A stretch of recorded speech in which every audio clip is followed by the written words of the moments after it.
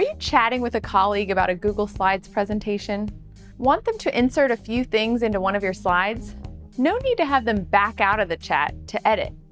Instead, edit the slides in a chat in one easy step.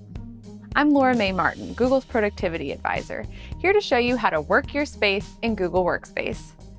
Today we'll show you how to edit Google Slides right within chat. In a chat, click on the preview image of the Google Slides link that's been sent by you or someone else. A side panel will open in which you can edit the slides directly from the chat.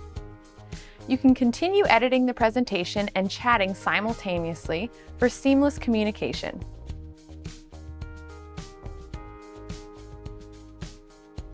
So there you have it.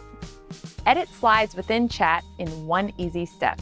If you have any specific questions about this tip, leave them in the YouTube comments below. Looking for more tips just like this? Follow Google Workspace on Twitter, Facebook, and LinkedIn.